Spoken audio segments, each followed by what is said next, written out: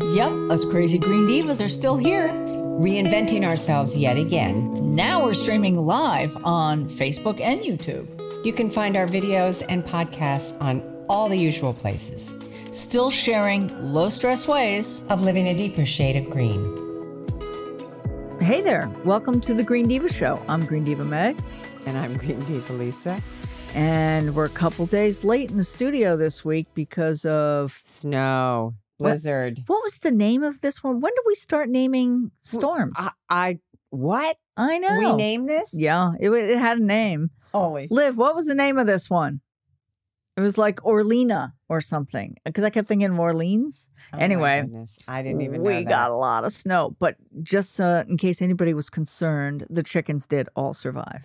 Not with much labor to keep them alive. Yes. And our Great Pyrenees puppy loves it. Yeah, he can live He's out right there. at home. He looks like the snow. You know, this year has been a year, this month, right? This whole month has been like, wow, it's been packed with fun. Seriously. I guess we all expected things to change when we changed. Even when we tried not to expect it, it was like, well, come on, give us a break, man. Well, we were enjoying the peace and quiet on Twitter, that's for sure. I was.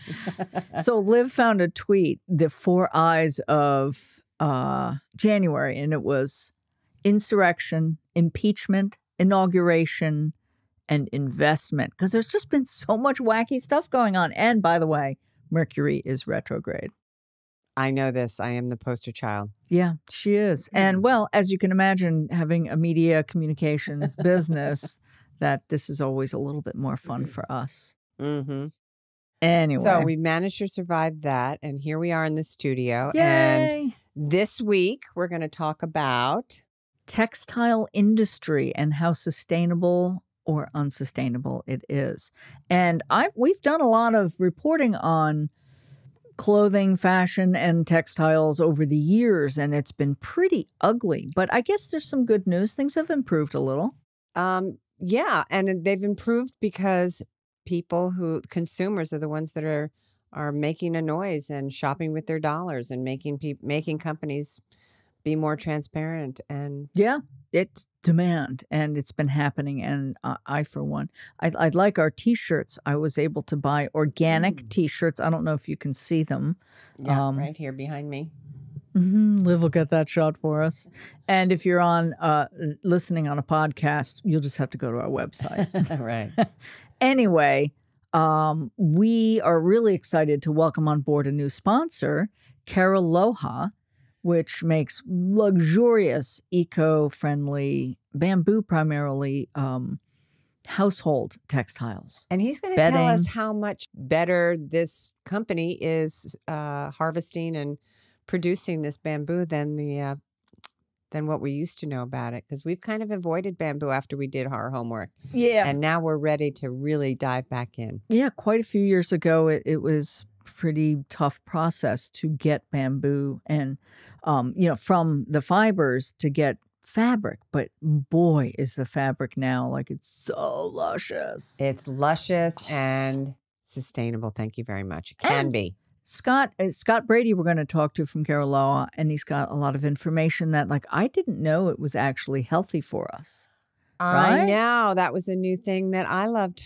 But he'll tell us all about that later in the segment. So stay tuned for that. And in the meantime, I want to thank all of our listeners and audience who have watched and listened, shared, and subscribed. Oh, and while we're saying that, I'm going to do my little subscribe gesture for Liv. So yeah, please find us on all the social media networks as the Green Divas. Ask your she who shall not be named. Yeah, we can't. Or the other, several of them. Yeah, there. Ask your smart speakers to play the Green Divas, and they will. I know. It's pretty fun. So thank you for tuning us in and keep sharing it up with your friends. Yes, thanks so much. So we are going to talk about how sustainable is it or not? Well, the good news is, according to the Grand View Research Market Analysis Report, Yeah, say that 10 times fast. Grand View Research is the company, and this is their annual market research, market analysis research. The eco-fabric market size was valued at $40.58 billion in 2019. Wow. Eco fabric. That is awesome. And Isn't that wonderful news? exactly what that is. Is that, sustainably grown cotton or bamboo? It's organic, sustainably grown, regenerated fibers. So like the RPET or whatever. Okay, cool. I'm good with that. It's all the above that you can imagine. The regenerated one is a new one that I'm interested in, and I think we'll talk about that in depth in another show. Yeah, oh yeah. This is more than one show here, just saying. It's expected to grow at about 4.6% each year between 2020 and 2027. Okay. Of course, when the report came out, we hadn't been in the middle of a global pandemic. So we'll find out what that actually means. But it is obvious that people are really concerned about toxic production of fabrics. And there's a rising concern about the impact of synthetic fabrics that we've talked about before, especially when it comes to microplastics in the oceans and in our waterways. Well, and on our skin, as it turns out. And on our skin, as it turns out. You're right about that. Anyway, actually, all of this is driving the casual. All of this, what I mean by that is the pandemic. All of what we're going through right now. Like, who is at home wearing formal clothes right now? Come on. It's yoga pants, sweatpants, pajama pants. T-shirts. T-shirts, yeah. And so that is driving the industry, the fashion industry, into producing more of that. And those are the fibers, those sustainable fibers are the ones we want to be most comfortable in. So yay. Yeah. Let's keep going in that direction. I'm good with that. Can we make it fashionable to not wear a bra anymore? Oh, please. Seriously? I wish. Honest to God. Uh-huh. Oh, well. Well, we're working on it. My friend Frank and I decided that we should try to make it fashionable to wear a bib when dining out. If we ever dine out again. Just make sure it's sustainable fabric. Yeah. So as it turns out, clothing is the second largest pollution source. Let me say that again. Clothing is the second largest pollution source in the world. Wow. That's a lot. It's in the past, traditionally has been a nightmare as a product in terms of, and you know where it gets the worst? Well, it's bad all along the line. Yeah. The supply chain is pretty ugly. Yeah. But what we talk about growing, we talk about fertilizer and pesticides and stuff, but we forget to talk about the bleaching and the dyeing of the fabrics as well. There's a huge addiction to polyesters for various reasons. They stretch, they're comfortable in some ways. But polyester is generally made from petroleum products, just so you know.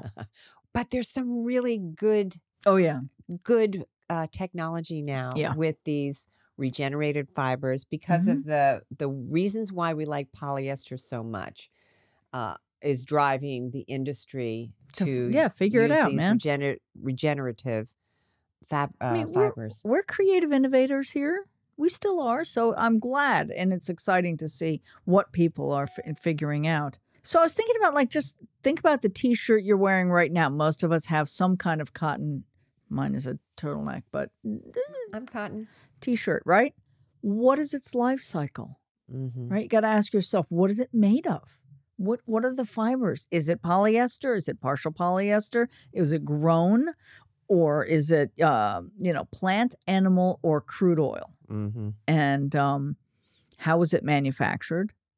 It's like you just start to think about this stuff. You're like, ooh, yeah, what does it take? It's like, and I'm delighted to say that I'm hearing people talk about the fabrics and the things that they wear and use the way they think about food. Right. Where does it come from?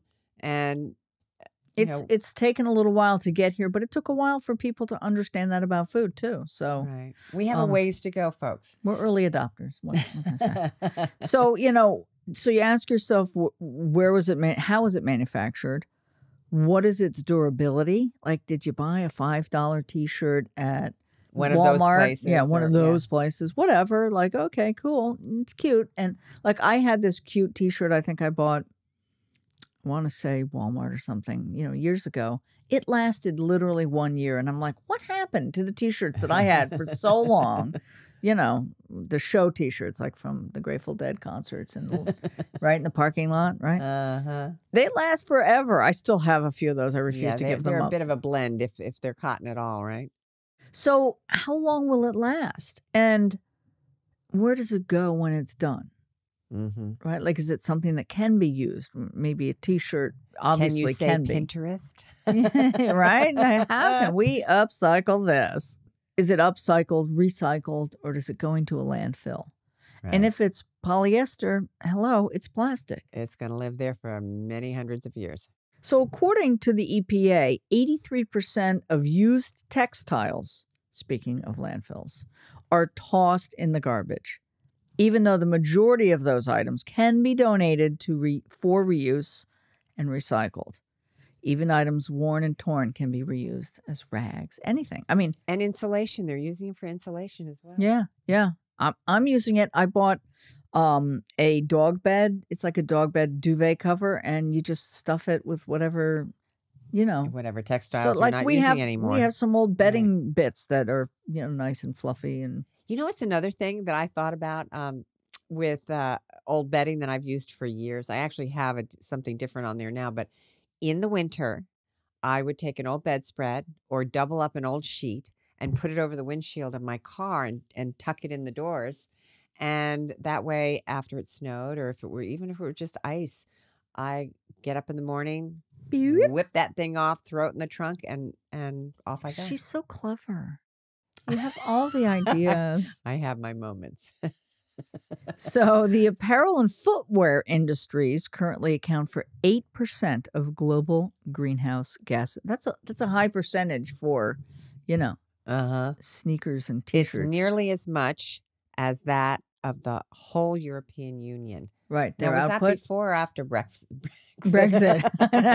Either way, that's a lot of output. It really is. Green gas emission. Oh, yikes. So, we were preparing for this, and I remembered, oh my gosh, I did that whole, I taught a class at Fashion Institute in New York. I went to watch her teach. She was brilliant. I don't know about that, but I was able to sort of put all of this stuff into a PowerPoint. I had to think about it and like, oh my God, I got to focus. Proud of my little sister. I didn't know anything about PowerPointing then. I had people for that back then. I was scared to death. It was so nerve-wracking. There was 8 people, 10 people in the room, and they're like, all right, whatever. I plucked some things out of there that are still really relevant. And one of them was the idea of cradle to cradle. What is responsible textile manufacturing? What does that mean? The life cycle. And so I had this list of ethical sourcing.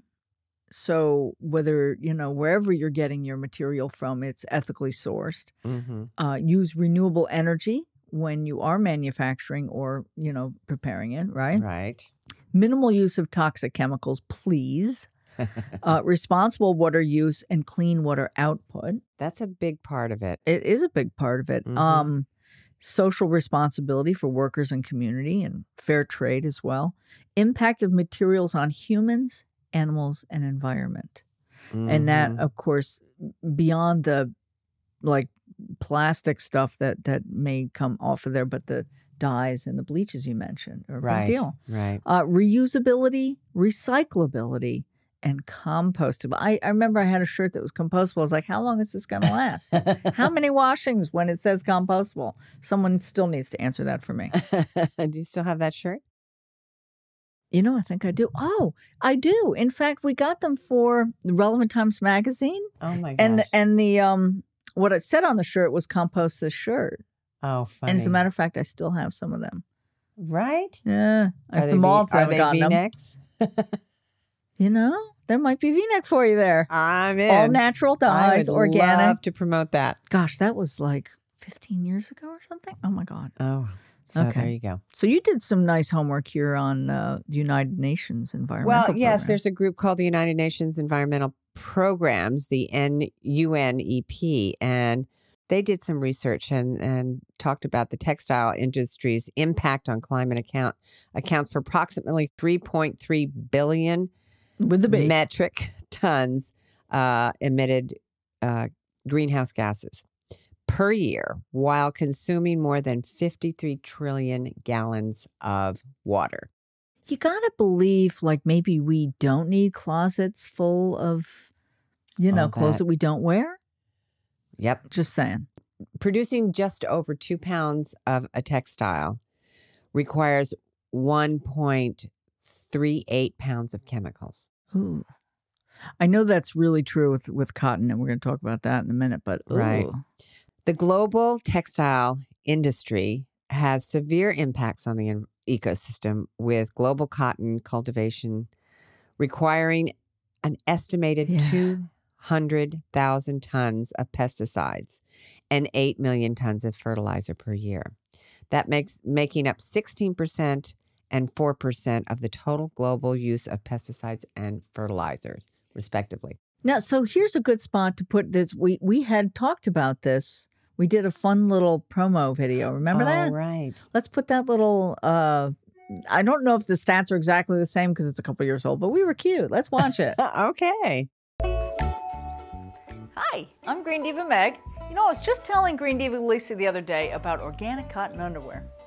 So tell us, why should we care about organic cotton undies? For starters, cotton covers 2.5% of the world's cultivated land, but uses up to 25% of the world's insecticides, more than any other single major crop.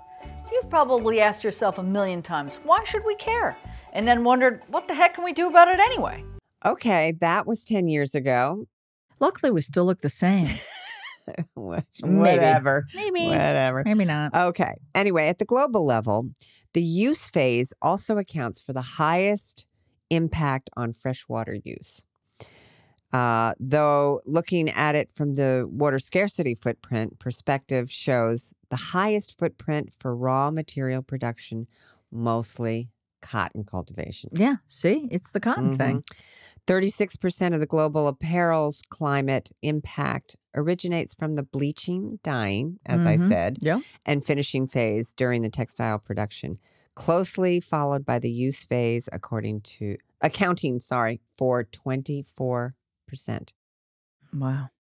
And then the global textile industry's impact on water resources, water scarcity footprint, in other words, has its highest share in China, and then India, and then the U.S. Well, it kind of makes sense, sadly. I know.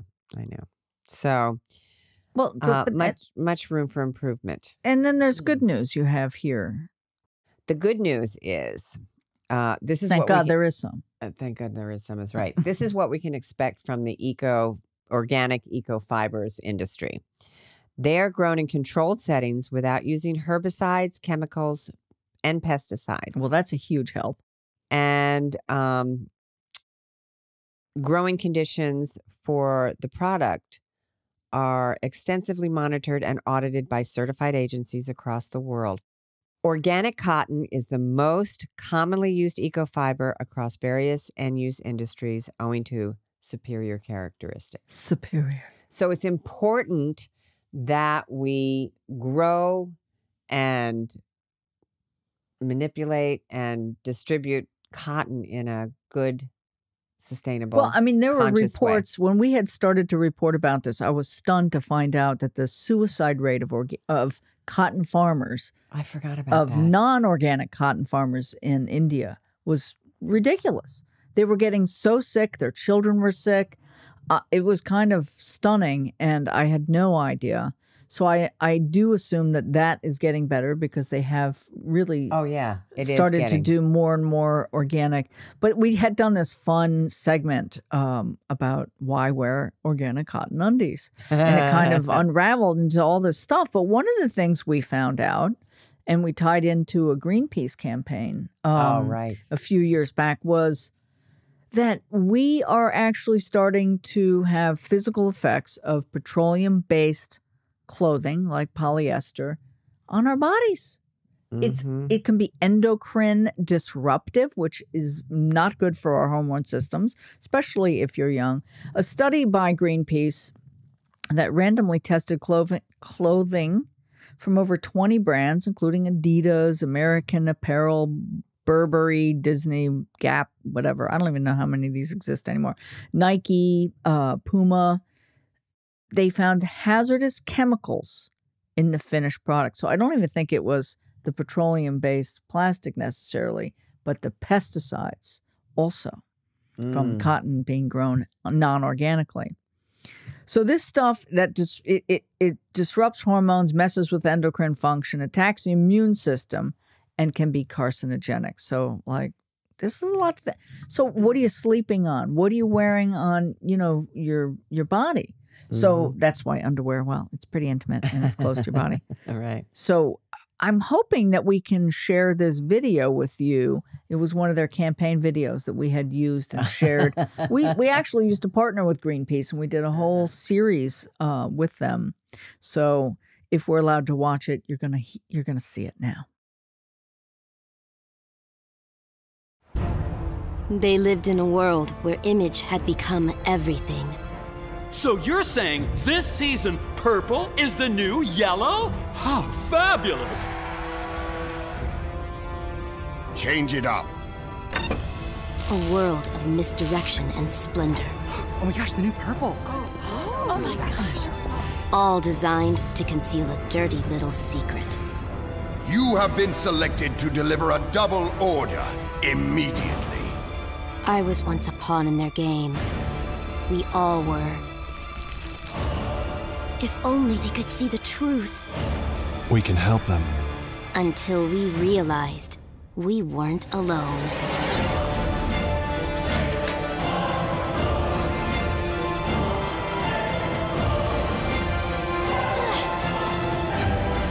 I don't care what it takes. Deliver the order.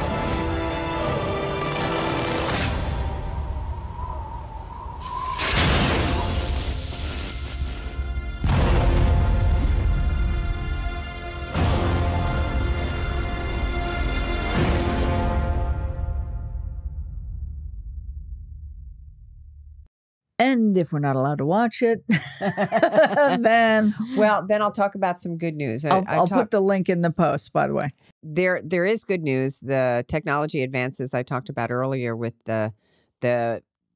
these brands that we care about so much that are easy for sports and all that stuff. All that technology is being worked on with the ecofiber technologies, and they are also offering Microbial, hypoallergenic, insulated, UV resistant, highly breathable. It's like high-tech stuff. It's very high-tech stuff, but it's also, there's a demand for sustainability from the way it's made to the people who make it to us who wear it or have it touch our world. So this is where Cariloha comes in, and we're really excited to talk to them.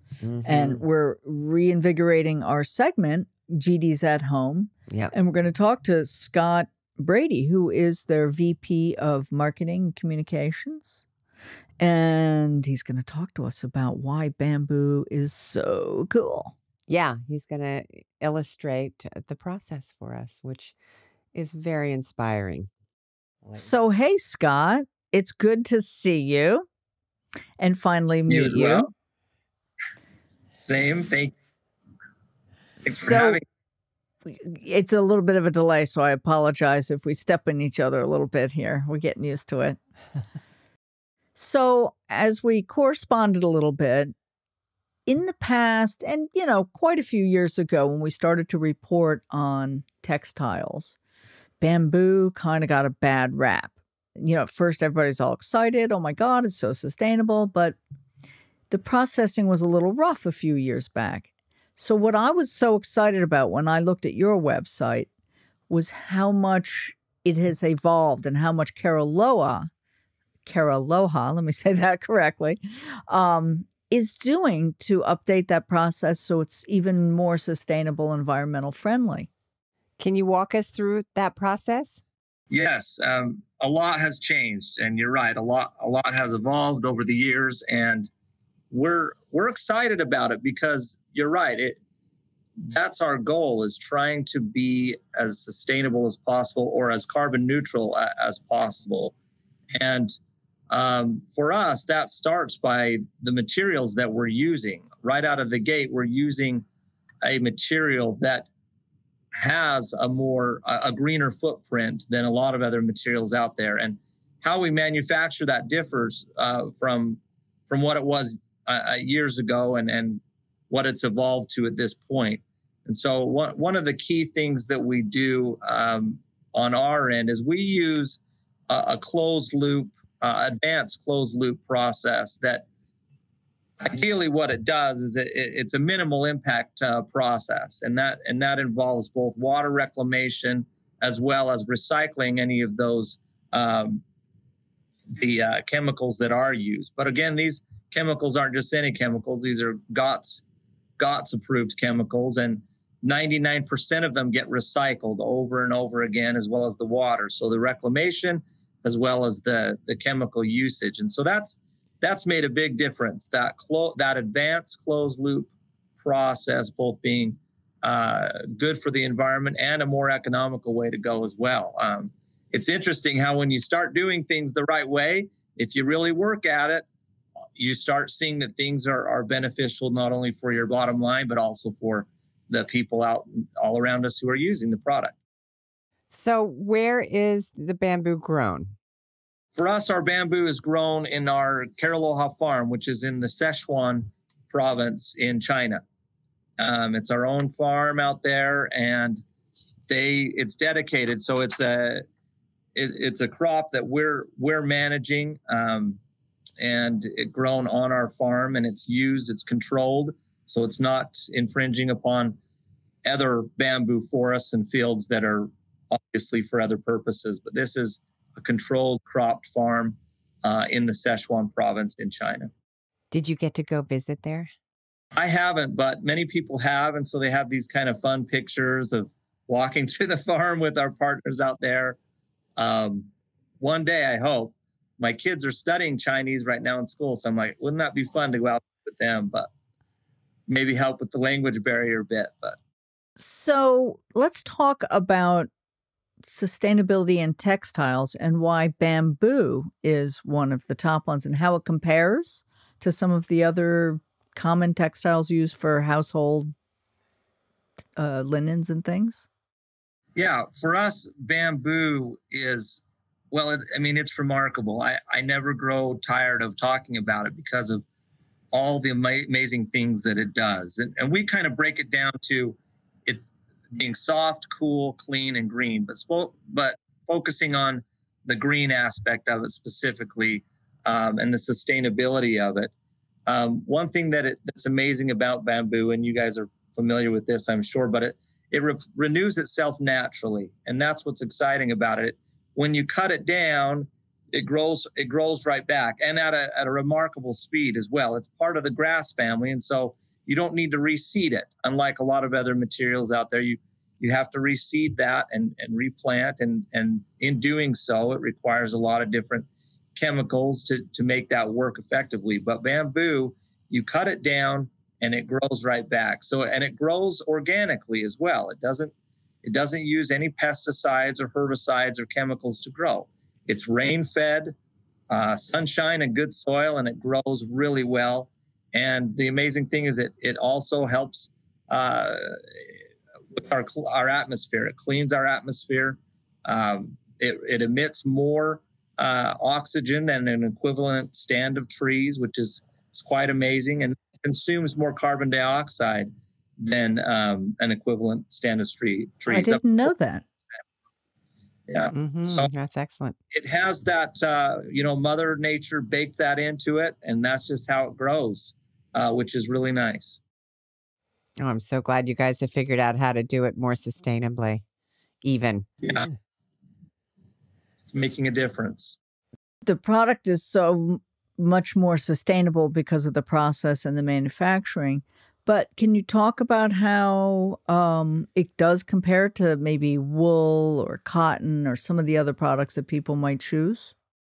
Yeah, and right now with a lot of those other materials out there, I would say we've evolved as a textile industry quite a bit over the last 5 to 10 years, and some of those materials are doing a good job. Most people I see these days are trying to use organic cottons, and they're adhering to a lot of different standards that I think are definitely a step in the right direction.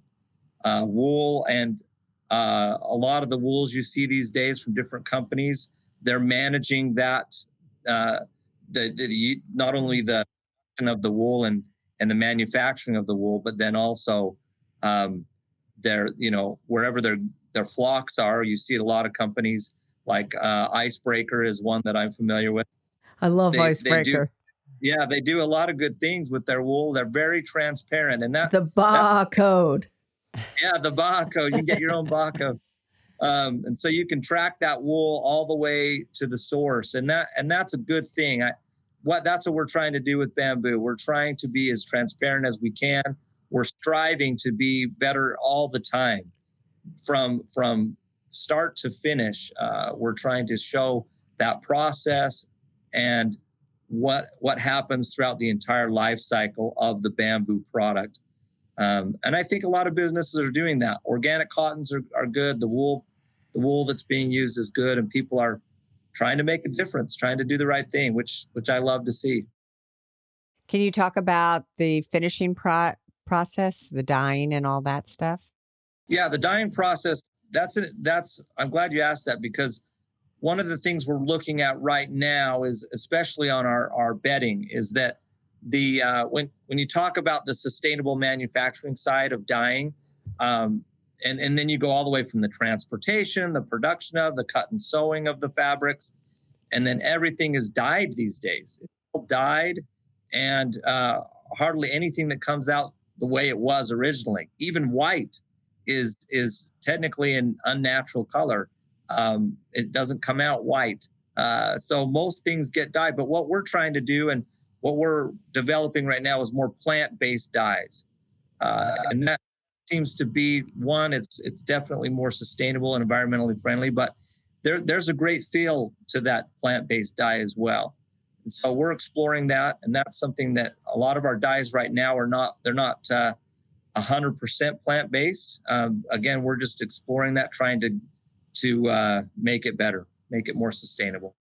So if you had one thing you wanted our audience to know about making sustainable linens and Cariloha, what would it be?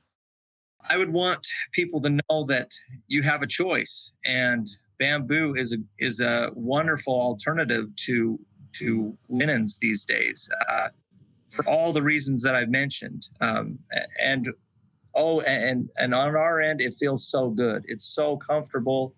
It's kind of has a buttery softness to it. So there's that. But one, you're helping yourself and the environment. You're making a difference in your purchase with that bamboo alternative source for fabrics and for linens.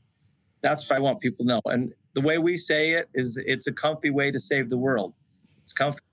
It helps benefit the world. I love that. And that's what we love. So a comfy way to save the world through Cariloha bamboo. I want you to talk about one more thing before you go.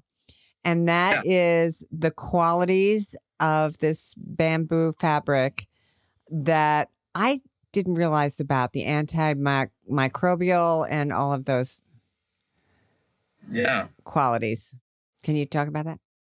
That for me personally, it's my favorite, the favorite quality or property of bamboo, those fabrics, is because a lot of people can feel a little bit skeptical about certain things or different benefits that marketers or businesses will claim. And so when you actually put it to the test and you see, is it really clean? Does it really, repel odors, allergens, and bacteria? And you see that it does. And it's like, wow, that is a big benefit. I really enjoy that I can leave my towels on the rack And for a couple of days, and I come back, there's not that mildewy smell. And I'm asking my wife, is this really happening? Is this really not smelling? And of course, you should eventually wash your towels and your shirts and clothing and socks. But bamboo has that inherent property that repels the bacteria and the odors and the allergens. Great for sensitive skin. And then, of course, it's just cleaner. It's just cleaner all around, better for your skin, softer on your skin, and then, of course, softer on the environment. So I'm looking forward to getting some of ours because I know you guys are going to send us some things and I'm really excited. And we're going to be looking forward to having you guys sponsor this GD's at Home segment. Thank you so much. Thanks so much, Scott. It's great to meet you and talk to you. Lovely to be with you. Thank you. Keep up the good work. Thank you. We will. So what can we do about all this? You know, going back to all the things we talked about that were hazardous and the statistics that are terrifying. So I just, was thinking through buy less, right? It's all about quality, not quantity at this point. Really, I just want to take a second because I myself, I have a limited income and sometimes I go to these companies that have really wonderful stuff and the price is a little bit high. And I really do have to back myself up because it's so easy to go to Walmart and buy that $5 t-shirt but think about the whole thing. And then imagine owning that t-shirt for many years, which is pretty much what I do. My friend came over and she talked about much clothes I have. And it's because I don't throw stuff away. Right. I have them forever. So, or you could be like me and just vary in size enough that you need to have a closet full of different sizes. It's like shopping at different times. But so buy used, buy smarter. Cheap isn't always better. As you were saying, longevity is an issue. Swap and share. Yay. Yay. Clothing swaps are kind of fun. I have lots of friends that do it. I have a group of friends in Austin that did it and a group of friends in Maine that did it. Yeah. Can it be recycled or upcycled? What is it made of? Who made this and were they safe in the process? Is it fairly traded?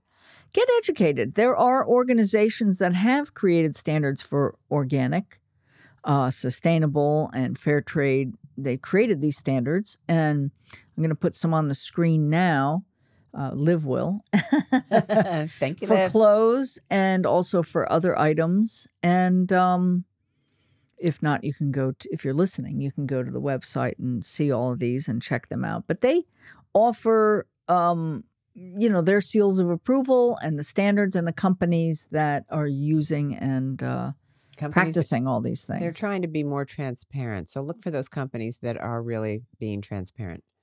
So I hope you've enjoyed this show and gotten some info. We really only scratched the surface. Go to thegreendivas.com and you can see a lot more information with links to more details from what we've told you. And I think it's all about education and becoming more mindful and really asking yourself, do I need that? Do I want that? Is this really all the questions that we talked about? Have that conversation with your kids, with your loved ones, with your friends, because it's all about changing our consumer habits. And thanks, Scott, for being with us. And check it out. We'll see you next week. Bye.